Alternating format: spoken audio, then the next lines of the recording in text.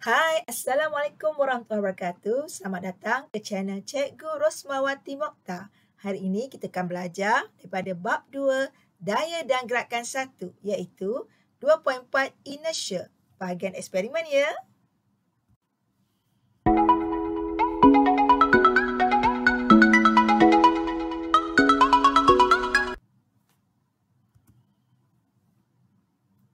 Eksperimen inertia. Okey, kita tengok dulu pernyataan masalah. Perhatikan rajah 1.1 ya dengan rajah 1.2. Anda akan dapat lihat ya, perbezaannya sangat jelas iaitu jarak berhenti. Rajah 1.1 menunjukkan ujian jarak membrek sebuah truk yang tiada muatan. Kalau anda lihat di sini, jarak berhentinya ya pendek sahaja. Manakala rajah 1.2 menunjukkan jarak membrek bagi truk itu yang membawa muatan. Anda boleh lihat sendirilah pada gambar rajah ini ya. Dan jarak berhentinya lebih jauh ataupun lebih panjang. Jadi dah tentulah ada kaitan dengan eksperimen inertia.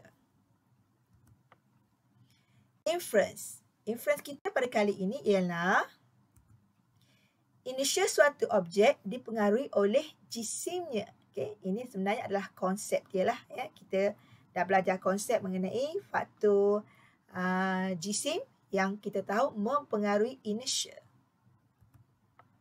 Okey, hipotesis. Semakin besar jisim suatu objek, semakin besarlah inertianya. Okey, tujuan eksperimen. Dan tentulah untuk mengkaji hubungan antara jisim dan inertia, iaitu faktor kepada inertia. Pemboleh ubah. Kita tahu pemboleh ubah terdiri daripada 3 ya, iaitu yang pertama dimanipulasi, iaitu jisim plastisin, simbolnya M kecil ya. Bergerak balas ialah tempoh ayunan ataupun T besar. Dan seterusnya dimalakan ialah jarak antara pengapit G, kita simbolkan sebagai D kecil, atau sudut ayunan, theta. Ya. Jadi ini adalah pemboleh ubah yang sama sahaja sepanjang eksperimen. Kita lihat pula radas dan bahan. Okey, inilah radas dan bahan yang akan digunakan semasa eksperimen. Kita mulakan dengan apit G ya. Seterusnya kita ada jam randik, ini adalah jam randik digital. Dan kita juga ada penimbang elektronik untuk mengukur ataupun menimbang jisim plastisin. Seperti yang telah ada pada rajah ini ya. Di mana plastisin ini telah pun ditimbang ya, menggunakan penimbang elektronik. Dan ada 5 jisim plastisin ini iaitu bermula dengan 10 gram, 20 gram, 30 gram, 40 gram dan 50 gram. Seterusnya kita ada bilah gergaji. Dan kita juga ada pembaris. Susunan radas eksperimen. Ini adalah susunan radas eksperimen di mana kita menggunakan kaki meja ya untuk mengapit ya bilah gergaji menggunakan apit G. Tetapi anda boleh juga menggunakan kaki bangku ya, yang diterbalikkan dan diletakkan di atas meja ya, seperti dalam video yang anda tengok sebentar lagi lah ya. Prosedur eksperimen. Okey, apa dia prosedurnya ya? So yang pertama, sediakan susunan radas seperti dalam rajah yang ditunjukkan. Yang kedua, mulakan eksperimen dengan melekatkan bola plastisin berjisim 10 gram pada hujung mata gergaji ya. Dan anda kena pastikan ya jarak panjang gergaji ini adalah samalah ya sepanjang eksperimen menggunakan pembaris ya. Okey, ketiga, sesarkan bilah gergaji secara mengufuk ya. Kemudian lepaskan supaya plastisin itu berayun.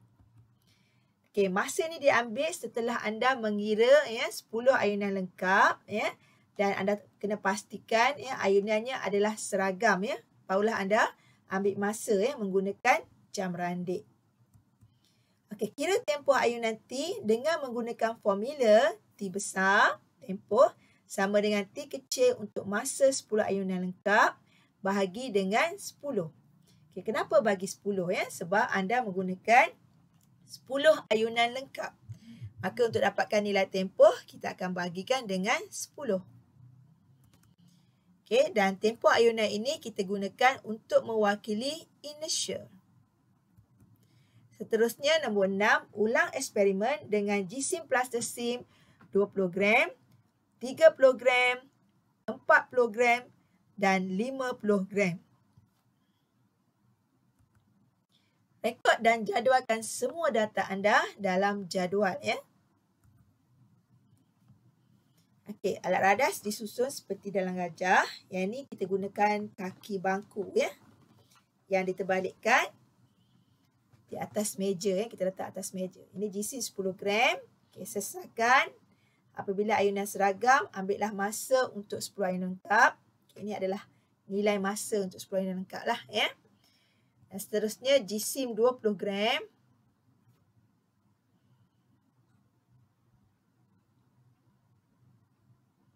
Okay, sesakan dan ini adalah masa untuk 20 gram. Dan ini adalah jisim 30 gram.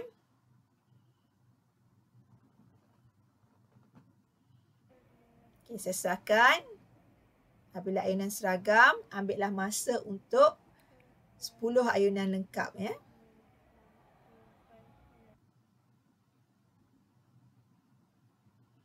Okay, seterusnya kita gunakan jisim 40 gram.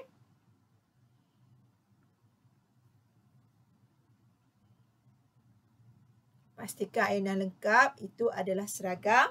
Okay, anda boleh ambillah masanya. Dan ini adalah jisim yang ke-5 ya, iaitu 50 gram. Sesakan.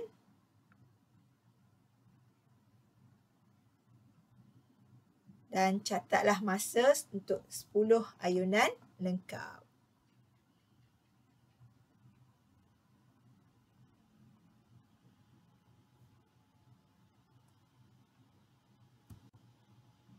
Okey, rekodkan semua data anda dalam jadual ya. Dan ini adalah penjadualan data. Okey. Jisim plastisim adalah pemboleh ubah manipulasi, maka kita letakkan di lajur yang pertama. Dan seterusnya adalah pemboleh ubah bergerak balas dan kiraannya lah ya. So, di sini nilainya 10, 20, 30, 40 dan 50. Masa untuk 10 ayunan lengkap bagi 10 ialah 5.06 saat. Okey, seterusnya 5.21 untuk 20 gram. 5.78 untuk 30 gram. 6.22 untuk 40 gram. Dan 6.69 untuk 50 gram. Okay, kirakan tempoh ayunan lengkap dengan dibahagikan nilai masa ini kepada 10. Ya. Okey, dan unitnya juga dalam saat. Tetapi simbolnya telah bertukar kepada T lah, tempoh ya. Dan seterusnya T kuasa 2 ya, anda kuasa 2 kan nilai tempoh ayunan ini. Maka inilah bacaannya ya, untuk 10 gram 0.256, untuk 20 gram 0.271, 30 gram 0.334, 40 gram 0.387 dan 50 gram 0.448 saat kuasa 2 ya. Analisis data. Okey, setelah anda rekodkan bacaan dan buat jadual, maka anda akan memplotkan graf ya. Jadi graf tempoh melawan masa diplotkan, di mana graf ini adalah T kuasa 2 melawan jisim. Ini adalah lakaran graf ya. Dan ini adalah graf yang sebenar yang diplotkan daripada bacaan yang kita dapati daripada eksperimen. Okey, paksi Y adalah untuk T kuasa 2, unit dia saat kuasa 2. Dan paksi X adalah M, jisim, unitnya adalah gram. So, ini adalah titik daripada bacaan yang didapati. Dan seterusnya kita gariskanlah. Pastikan garisan itu adalah seimbang antara titik-titik yang ada ya. Okey, seterusnya kita akan kira kecerunan. Okey, kita buatkan segitiga ya. Dan kita masukkan juga sudutnya dan koordinat ni di bahagian bawah. X dan Y. X1, Y1. Dan seterusnya X2, Y2. Okey, untuk kiraan kecurunan graf, kita akan menggunakan rumus M untuk kecurunan Y2 tolak Y1 bahagi X2 tolak X1. Okey, nilai untuk perubahan Y iaitu pada paksi T kuasa 2 ialah 0.51 tolak 0.13. Okey, untuk perubahan paksi X iaitu nilai jisim 10.5 tolak 0. Okey, ini adalah operasi kiraannya. Maka anda akan dapati nilainya ialah 0.036 saat kuasa 2 per gram. Okey, ingat unit ni mesti ditulis ya sebab paksi anda ada unit. Dan unit ni didapati daripada paksi lah ya. Paksi Y iaitu T kuasa 2, unitnya saat kuasa 2. Manakala paksi X, kuantitinya adalah jisim, unitnya adalah gram. Jadi unit ni mesti ditulis ya.